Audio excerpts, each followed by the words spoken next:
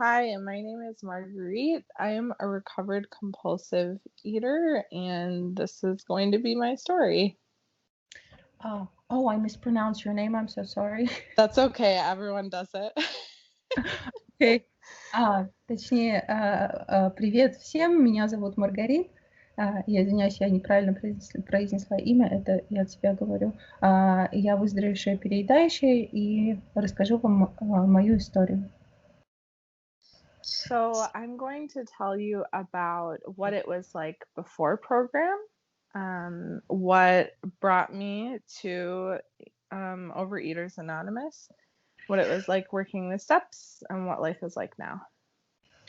Я вам расскажу, что было, как все было до этого, что привело меня в программу в анонимные переедающие, и как это было, когда я работала шаги, и как у меня в жизни сейчас.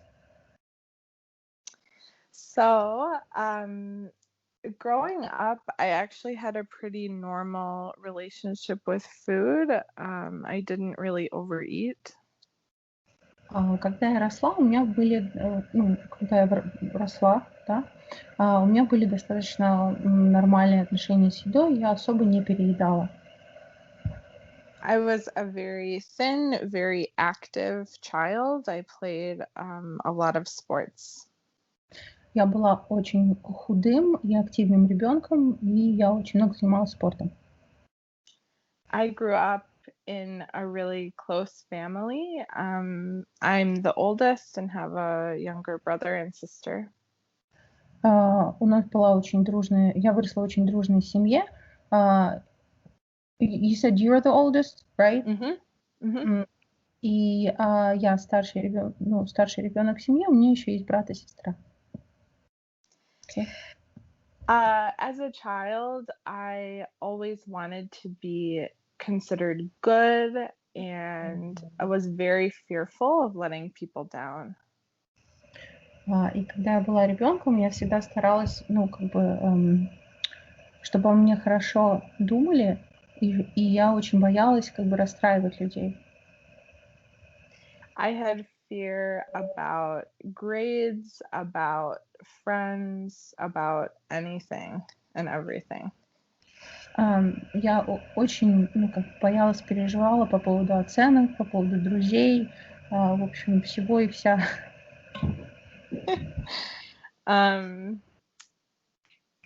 So both of my parents are in Alcoholics Anonymous and have been sober for most of my life. И оба моих родителя члены анонимных алкоголиков, и они трезвые, остаются трезвыми большинство моей жизни. And one of my big fears was that I would grow up to be an alcoholic. И один из моих таких больших страхов заключался в том, что я боялась, что я вырасту и стану алкоголиком. So I worked very hard from a young age to be in control of myself and my destiny. И поэтому с самого раннего детства я старалась контролировать свою судьбу, себя и все, что со мной случится. As I grew older, I started to worry more about other people's opinion, even more than I had before.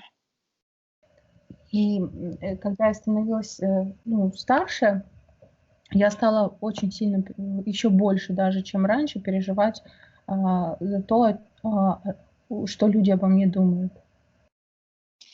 I played volleyball, soccer, and tennis at an elite level. Я играла в волейбол, футбол и теннис, на высоком уровне. And that was really when I started to be aware of my body and comparing it to other people. И это был такой момент, когда я стала как бы обращать внимание на свое тело и сравнивать себя с другими людьми. At the same time that started happening, I started to feel very self-conscious. И когда это начало происходить, я стала, очень как бы переживать за свою внешность. То есть зацикливаться. In tennis and volleyball, we wear really, really small outfits as our uniform. And I always wanted to cover up. В теннисе и в волейболе у нас, как бы одежда, да, в которой мы играли, она была мало что закрывала. И я очень смущалась, и мне хотелось всегда как бы закрыться, свое тело.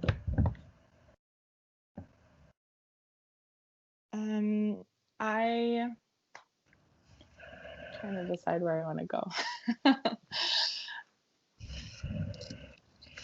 At tournaments, for my sports, there would always be a lot of food, and I would be very nervous that I wouldn't play well. And when I felt that nervousness, I would eat a lot.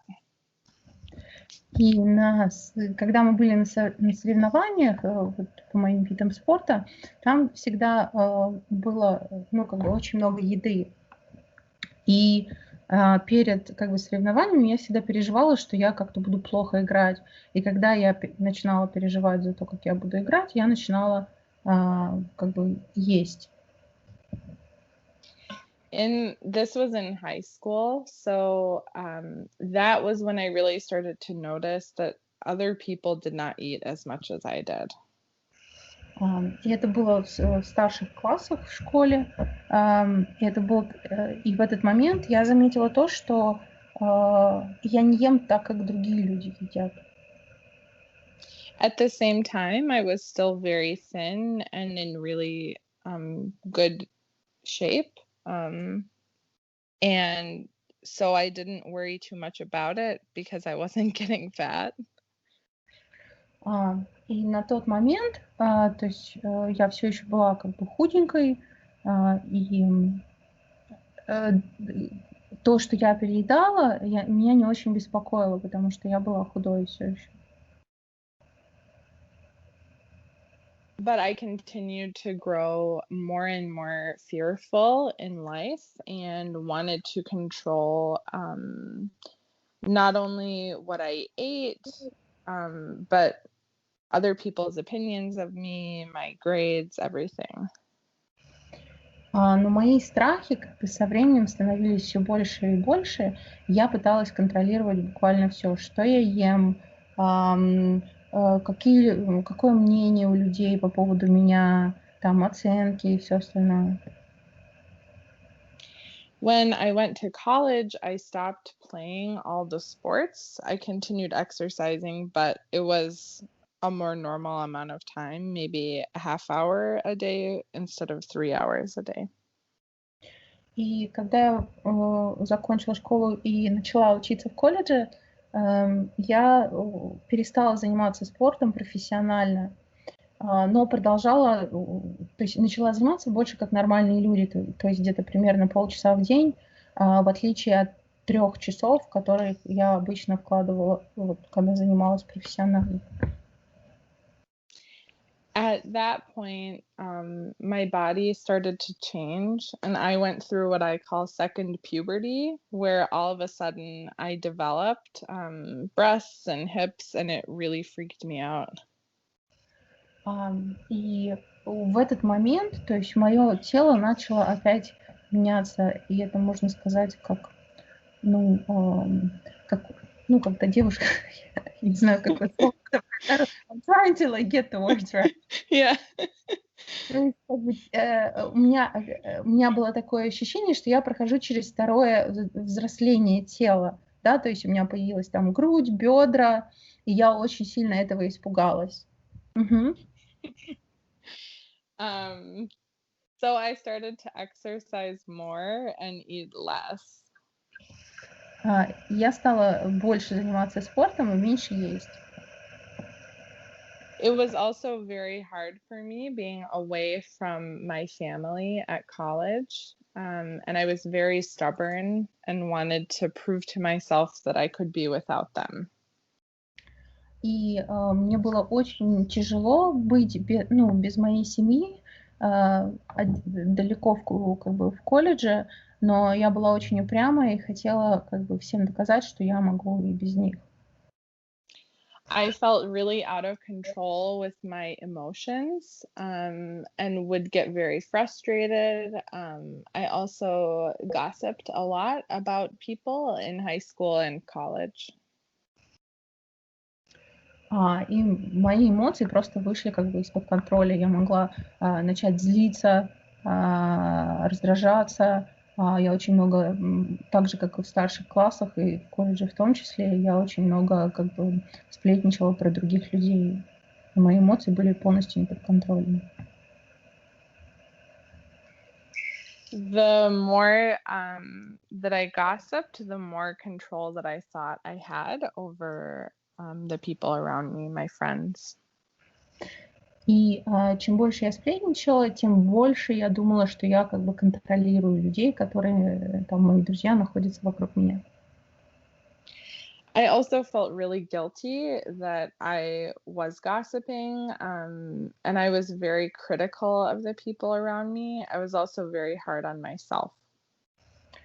И я очень чувствовала себя виноватой из-за того, что я сплетничаю, и потому что я очень критична была к этим людям. Но в то же самое время я была очень критична в отношении себя. When I felt all of that guilt, I didn't know how to deal with it, so I would just eat and eat and eat. И когда вот это чувство вины всплывало, я не знала, что с этим делать, и я просто переедала, ела, ела и ела. When I had important exams coming up, or when I was worried that the guy I was interested in didn't like me, again, I would eat and eat and eat. И когда у меня были какие-то важные экзамены, или когда какой-то парень, например, который мне нравился, как-то не отвечал взаимностью, я всегда начинала есть.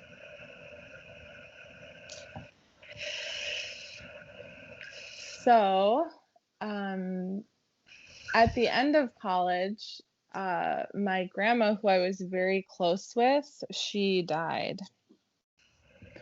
И к концу моей учебы в колледже моя бабушка, с которой у меня были очень близкие отношения, умерла.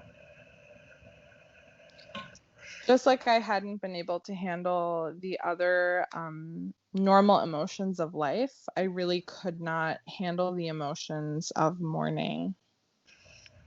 И точно так же, как я не могла справляться с эмоциями по поводу других вещей в жизни, я не смогла справиться с эмоциями от того, что человек ушел с этим горем. I felt really angry and resentful and afraid. Я чувствовала злость, боялась, и у меня была обида, что ли, по этому поводу. В общем, обязательно как у нас в книге написано. So I continued eating because I didn't know what else to do. И я не знала, что со всем этим делать, и, естественно, я продолжала переедать. I graduated college and started working. I'll stop there. Окей. Я закончила, колледж, получила свой диплом и начала работать. Eventually, I came out of mourning for my grandmother and finally saw what I looked like. И в какой-то момент, когда вот эта скорбь по бабушке закончилась, я вдруг вышла из этого состояния и посмотрела на то, как я выгляжу. It was like I had been in a haze or like in another world and had been totally out of touch with reality. И было такое ощущение, что как будто я вот это все время до этого прожила в каком-то тумане или в каком-то выдуманном мире, который не имеет отношения к реальности. At that time, I put so much of my value on how I looked, and I always wanted to be the prettiest, thinnest person in the room. И в то время я, скажем так, очень сильно беспокоилась о том, как я выгляжу. Мне надо было быть обязательно самой красивой девушкой в комнате. So I felt like I had no value when I was overweight. И, соответственно, так как я свою самоценность черпала из того, как я выгляжу, когда я оказалась лишним весом, у меня вот эта ценность как бы, ушла. I decided at that time that I would take back control and went down to eating maybe 200 or 300 calories per day. И в тот момент я решила быстро взять обратно контроль, и я стала есть где-то 200-300 калорий в день. And exercising 2 to 3 hours a day. И заниматься спортом по 2,5-3 часа в день. I started to lose weight very quickly, but I was even more unhappy than I had been before. И я начала очень быстро терять вес, но чувствовала я себя еще более несчастной, чем до этого. I had thought that getting thinner would solve my problems and make me happy. Я думала, что если я похудею, значит, все мои проблемы будут решены, и я буду счастлива. I was in an unhealthy relationship at that time, and my boyfriend also had an eating disorder. И на тот момент у меня были не совсем здоровые отношения, и мой молодой человек, у него тоже было расстройство пищевого поведения. I didn't know at the time that he had the eating disorder, but I liked that his weird behavior with food made my behavior seem normal. Я не знала на тот момент, что у него есть это расстройство пищевого поведения, но его странное поведение с едой делало так, что я на его фоне выглядела нормальной.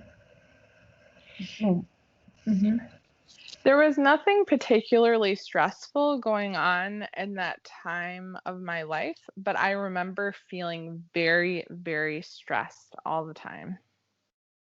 И на тот момент в моей жизни ничего такого ужасного или каких-то переживаний не было, но у меня было и стресса особо никакого не было, но у меня было такое состояние, точнее ощущение, что как будто я постоянно нахожусь в каком-то стрессе. I eventually had ulcers from my stress, which gave me really bad diarrhea.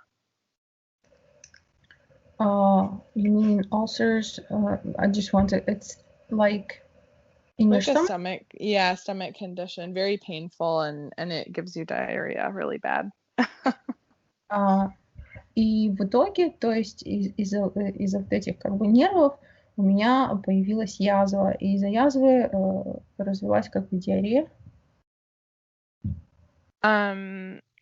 Even though it was uncomfortable and painful, the ulcers were making me get thinner even faster, which I really liked at the time.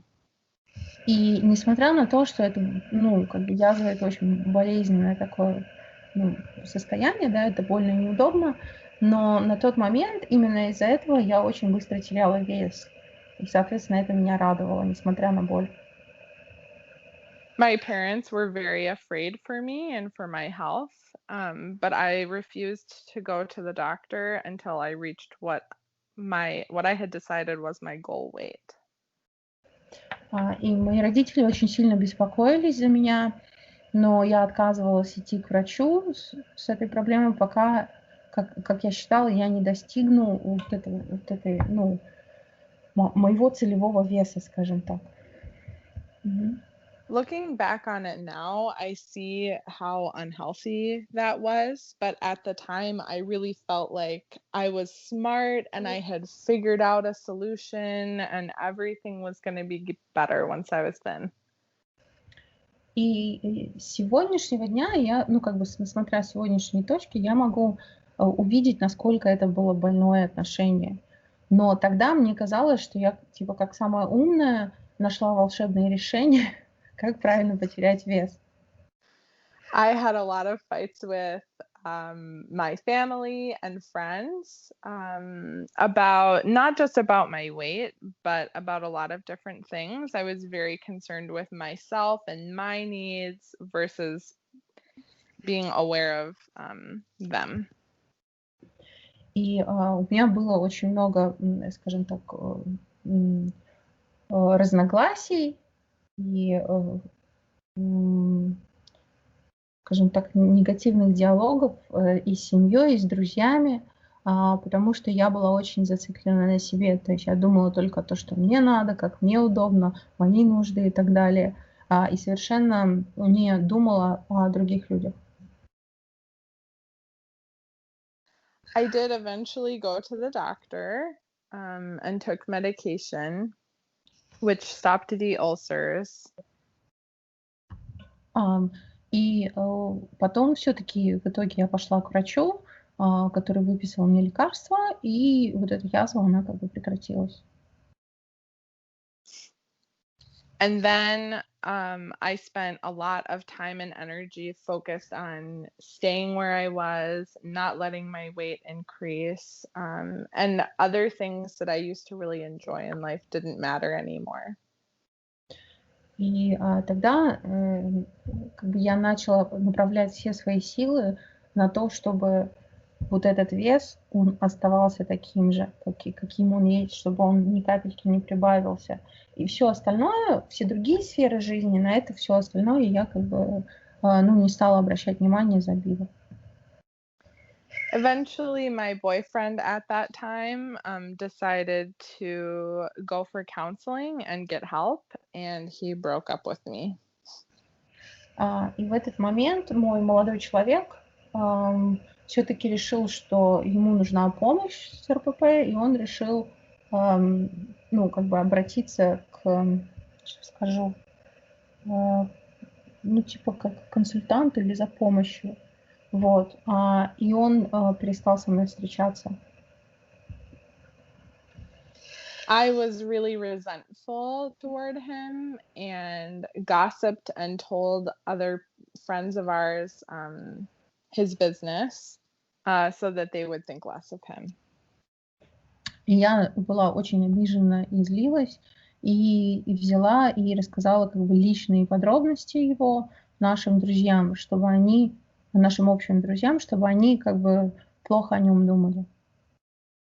I wanted everyone to see me as the good guy and as the victim and feel sorry for me. Я хотела, чтобы все видели во мне жертву, что я вот такая хорошая вся, что меня все жалели. Eventually, I went for counseling, which helped, but I started talking about all of these emotions that I had from my childhood, and I really didn't know how to deal with those emotions still, even as an adult. И в итоге я сама обратилась за помощью. When you say counseling, do you mean like a psychologist, or is it? Yeah. Oh, okay. So I was trying to clarify that. Okay. Yeah. В итоге я сама решила обратиться за помощью к психологу, но у меня все еще были вот эти все эмоции, которые присутствовали с детства, я не знала, как с ними, как их проживать. Okay. So I started to eat again. И я начала опять переедать.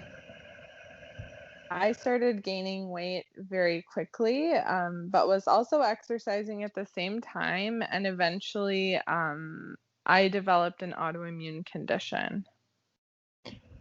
И я начала переедать, и в то же самое время я как бы занималась спортом, и вот это все, я очень быстро начала набирать вес, и результат вот этого вот всего стало то, что у меня появилось аутоиммунное заболевание. The autoimmune condition gave me a lot of fatigue and a lot of joint pain, which meant I could not exercise away what I was eating anymore. What kind of pain? Joint pain, like in my knees and hips and ankles. Окей. И в итоге вот это аутоиммунное заболевание, то есть как результат этого у меня стали появляться очень много, ну, как бы болеть там коленки, бедра и так далее, боль большая. И я не смогла больше заниматься спортом. I started dating the man who is now my husband. I was working at a really good job and I was in grad school at that time. И на тот момент, то есть я работала в очень хорошей компании, я начала встречаться с человеком, который сейчас является моим мужем. И grad school, do you mean it's like postgraduate? I'm trying to think. It's after bachelor's? Mm-hmm. Okay. Just checking. Yeah, good. Okay. И на тот момент я писала свою вот ту штуку, которая после бакалавра, я забыла, как это называется по-русски. Магистр. В магистратуре она была. Вот. Okay.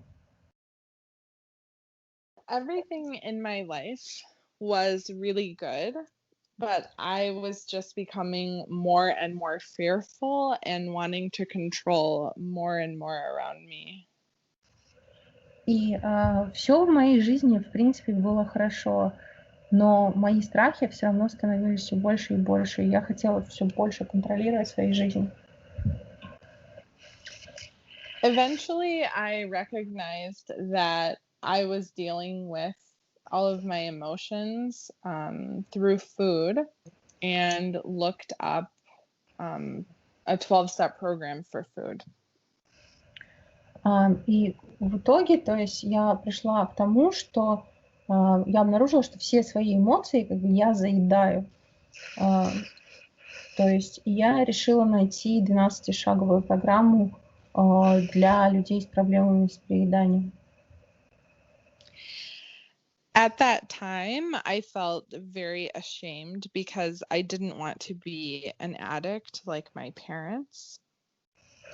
И на тот момент мне было очень, ну, как бы стрёмно быть зависимым человеком, потому что я не хотела быть зависимым, ну, такими же зависимыми, как мои родители. I listened to a few recordings of people talking from Overeaters Anonymous and heard them sharing their story and thought that I was nothing like them at that time. И я послушала нескольких спикеров из анонимных переедающих, и я подумала, что я вообще не такая. I spent the following year trying to control the way that I ate, trying to be thin again, and I couldn't do it. И я потратила еще 1 год, чтобы в попытках контролировать свою еду, контролировать свой вес, но в итоге это не сработало.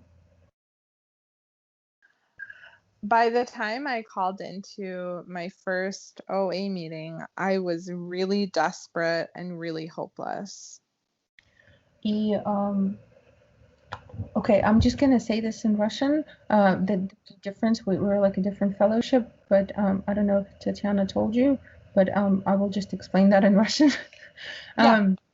Okay. То есть в США это как бы АП, у нас АКП.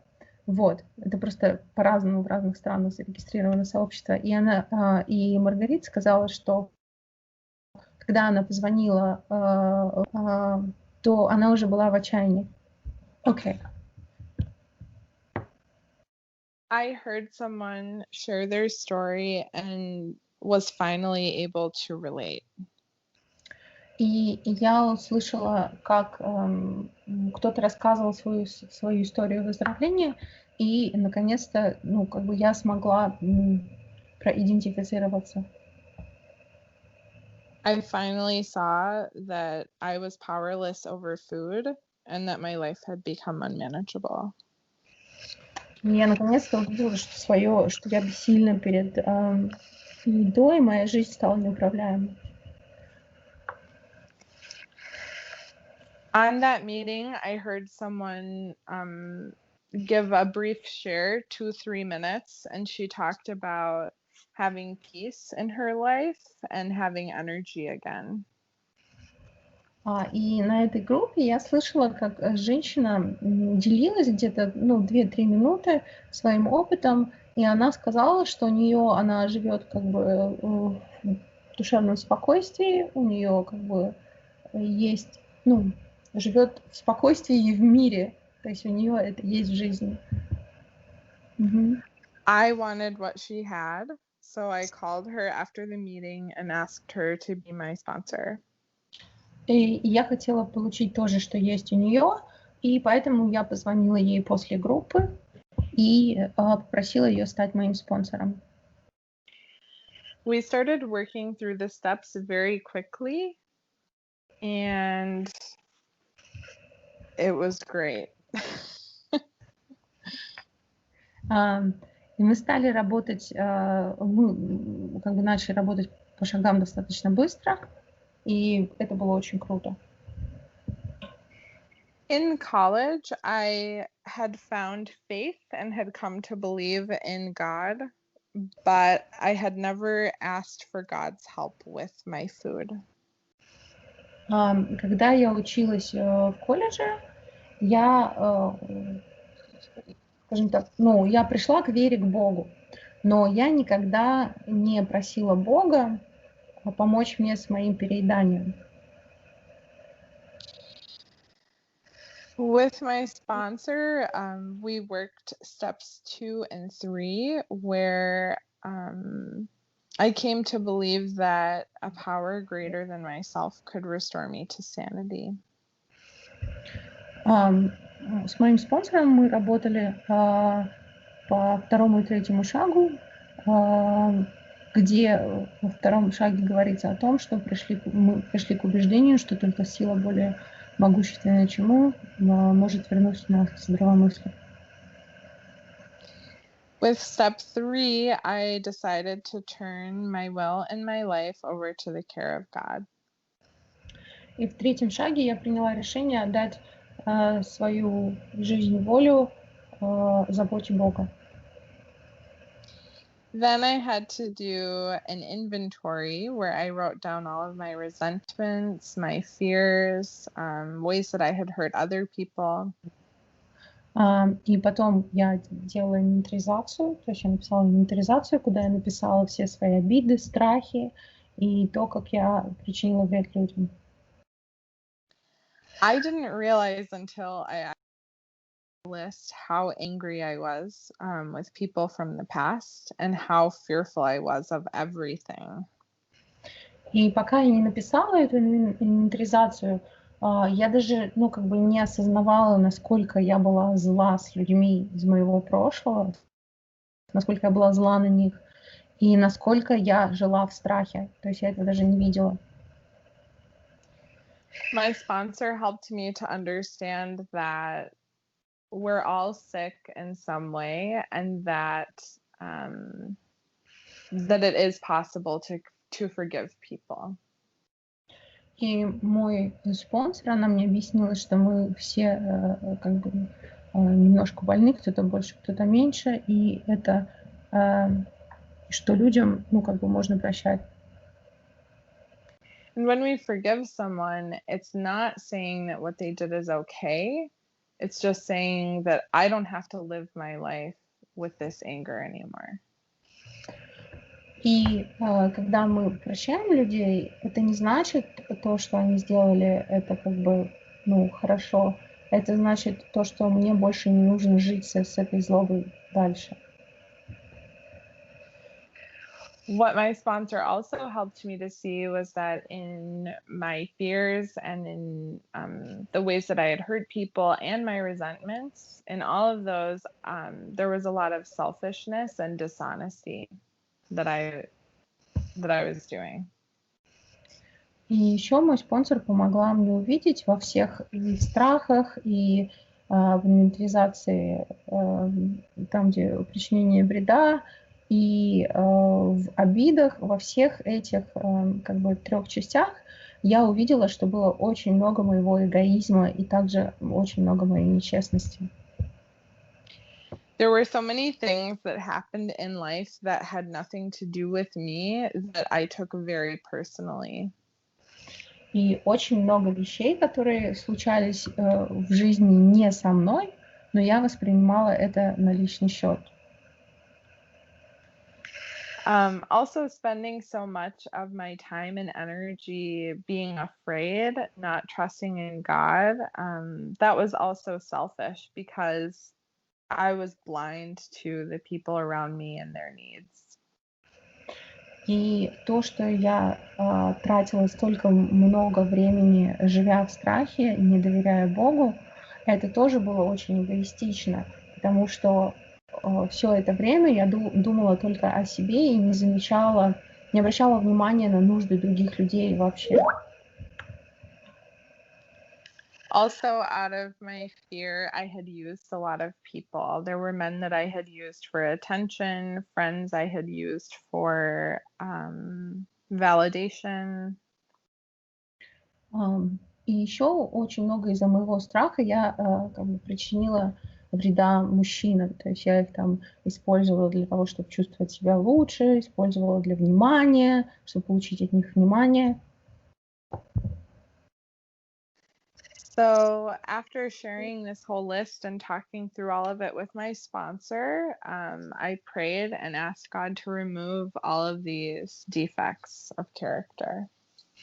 И после того, как мы посмотрели на вот эту инвентаризацию всю, состоящую из 3 частей, я попросила Бога избавить меня от этих дефектов характера. At that point, for me, my compulsion to overeat was removed. That doesn't happen for everyone, but that's my experience. И это был тот момент, когда у меня как бы Бог забрал вот это вот обжорство, то есть, да, вот это желание переесть. И это случается не у всех как бы, точнее, случается по-разному, но у меня был именно такой опыт. I made a list of all the people that I needed to apologize to make amends to, and then started making those amends. Потом я сделала список всех людей, которым я причинила вред, и начала возмещать этот ущерб. I started with people who I knew would be nicer to me, like my mom and dad, because they're also in the 12-step program. Okay. Я начала с тех людей, которые, ну, как бы отнесутся к этому с пониманием, то есть которые будут добрыми, такие как мои мама и папа, которые тоже находятся в 12-шаговой программе. At the same time that I was making amends to people, I was also working steps 10, 11, and 12 every day. И в тот момент, когда я, ну, как бы ходила возмещать ущерб всем этим людям, я параллельно работала по 10, 11 и 12 шагу. In step 10, we continue to take personal inventory, and when we are wrong, promptly admit it. И в 10 шаге мы продолжаем инвентаризацию, и когда мы ошибаемся, мы сразу признаем это. So anytime that I feel afraid or resentful or frustrated or judgmental or anything like that, I send a 10th step text to my sponsor and I pray for God to remove that. И каждый раз, когда я начинаю на кого-то злиться, меня что-то раздражает, я чего-то боюсь, или я, например, осуждаю кого-то, я сразу делаю 10-й шаг и отсылаю эту смс-ку своему спонсору, потом прошу Бога избавить меня от этих дефектов. And then I do something to be of service to someone else in program. И потом я ищу кого-нибудь, которому я могу быть полезна в сообществе, в программе. So anytime that I had to make amends to someone and I was frightened, that means I was sending a 10th step to my sponsor. И каждый раз, когда я шла возмещать ущерб по 9-му шагу, каждый раз я боялась. И, соответственно, каждый раз мне приходилось отсылать вот эту 10-ку спонсору. Anytime I was frustrated with someone at work, another department, incompetencies, mistakes, I sent a 10th step to my sponsor. И каждый раз, когда меня кто-то раздражал на работе, когда кто-то там что-то не так делал в другом отделе, мне приходилось писать 10-й шаг и отсылать это спонсору. And then at the end of the day, beginning and end of the day, I pray and I read some sections from the big book. И в начале и в конце дня я молюсь и читаю некоторые абзацы из большой книги. So I'm starting the day reminding myself that God is in charge and I am not. And I'm ending the day acknowledging where there's room for growth. И я начинаю свой каждый день с того, что Бог всем управляет, а не я, и заканчиваю день тем, что, осознанием того, что мне нужно сделать лучше. Do we have like 5 minutes left? It's exactly 45 minutes, so you have like 5 or 10 minutes. Or okay. 10 minutes. It's fine. Okay, great, thanks. Yeah. So I used to live my life very fearful and very self-centered. И раньше я жила в огромном страхе и думала только о себе. And now I have learned how to live a life in service of others. И теперь я живу так, чтобы быть как можно больше полезной другим людям. When I pray every morning and every night, and when I send 10th steps throughout the day, I am not tempted to compulsively eat. И когда я утром молюсь, и вечером молюсь, и делаю 10-е шаги в течение всего дня, у меня даже нет, скажем так, соблазна, чтобы компульсивно переесть. I used to use food as the solution to all of my problems and all of my emotions. И раньше я использовала еду как решение всех моих проблем и способ, справляться со всеми своими эмоциями. Now God and program are my solution. А теперь Бог, эта программа, это мое решение. So the last step is step 12, which is that we've had a spiritual awakening and we're carrying this message to those who are still suffering and practicing these principles in all our affairs. И последний шаг — это 12-й шаг, который говорит о том, что мы несем эту весть тем переедающим, кто все еще страдает, и применяем эти принципы во всех наших делах. I do this by working with proteges, by moderating meetings, by sharing my story, like right now with you guys. И я делаю это тем, что я спонсирую других людей, я помогаю вести группы, то есть помогаю в сообществе, и вот, например, как сейчас спикерю, рассказываю свою историю. And practicing these principles in all our affairs means not gossiping anymore about people, not lying to control someone else's opinion of me.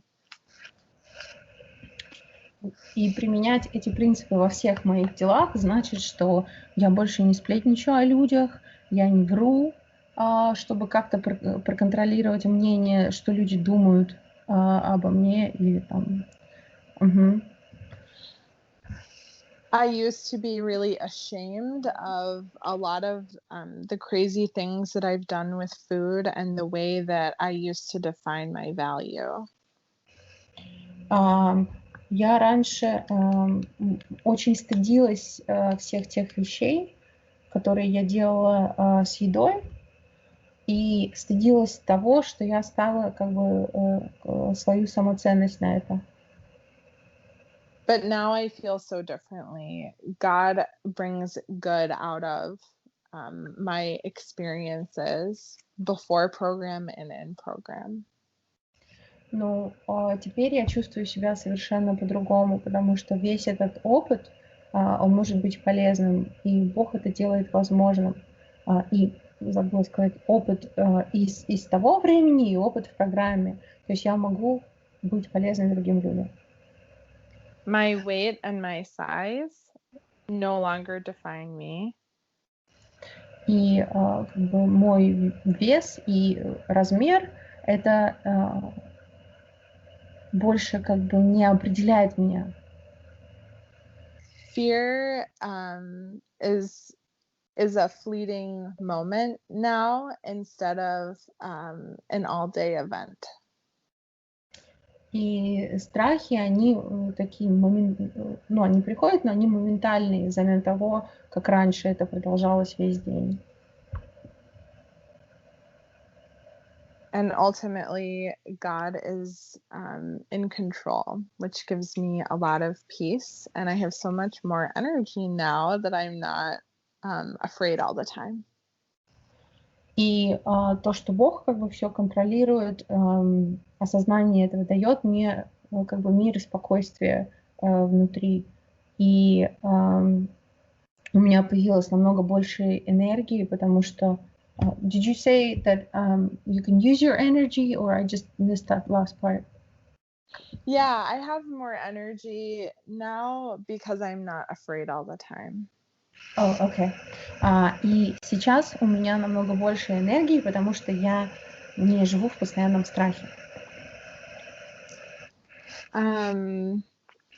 Yeah, so that's my story.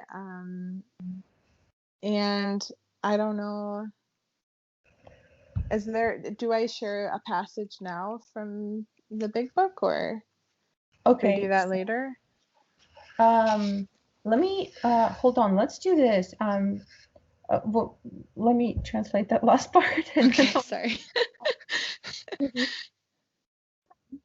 As well. В общем, вот моя история. И я сейчас приглашу новичков, а потом Маргарит прочитает абзац из большой книги. Секундочку. Или, наверное, у нас... I don't think we'll have enough time for the passage, but let me just the newcomers welcome thing just a minute. Так, мы хотели бы пригласить новичков. Если вы новичок в нашем содружестве или на этой встрече, напишите в чат, чтобы мы могли вас поприветствовать. Спонсор – это любой, у кого произошла духовная перемена в результате работы по шагам, и кто имеет готовность работать с другими.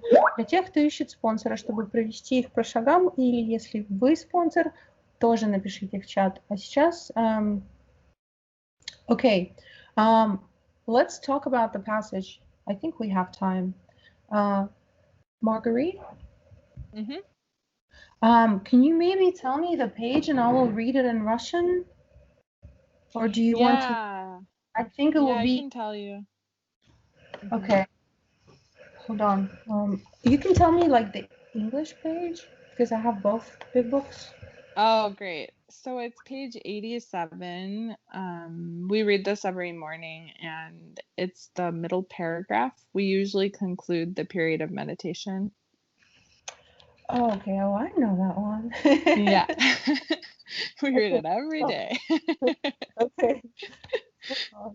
I can probably just tell it by heart. Okay. Hold on. Okay. Where we end the meditation, right? Mm-hmm. Yeah, morning meditation. It's 1, 2, 3. It's I think the fourth paragraph or third. Okay, let me make sure that I have it right in Russian. Я сейчас зачитаю абзац на русском, который Маргарит хотела прочитать. А пока, если кто-то хочет, у кого-то, так. So it starts with, we usually conclude the period. Mm-hmm. Okay. То есть я прочитаю сейчас абзац на русском. Мы заканчиваем период медитации молитвой, чтобы новый день открыл нам, каким должен быть наш следующий шаг, и чтобы нам было дано все то, что необходимо для решения наших проблем. В особенности мы просим освободить нас от своей воли, и при этом помним, что не стоит просить что-либо только для себя. Мы можем просить что-либо для себя, если это принесет пользу и другим. Мы никогда не молимся о том, чтобы осуществить свои эгоистические цели. Многие из нас потратили массу времени на это, но это никому не помогло. Нетрудно понять, почему. Would you like to comment or say something? I will, yeah. So this is one of my favorite paragraphs because it reminds me that I am not running the show. И это один из моих любимых абзацев, потому что он напоминает мне о том, что я больше не управляю своей жизнью. It also reminds me that I need to rely on God for guidance all through the day. И это мне напоминает о том, что мне нужно полагаться на Бога и как бы искать его направление сквозь весь день. So there is a plan for the day, and it's a really good plan, but it's not my plan, it's God's. That's what makes it good. Okay. И каждый день у меня есть план, очень хороший план, но это не мой план, это план Бога. И это именно то, что делает его хорошим. Yeah, so thank you for letting me share and for the opportunity to be of service. И спасибо за то, что дали возможность рассказать мою историю и быть полезной. Thank you so much, Margaret. Margarite, sorry. That's okay. Okay. Может быть, у нас осталось время для коротенького, если кто-то хочет сказать что-то, Маргарет, или, может, что-то отозвалось, те, кто прошел шаги. Или по абзацу.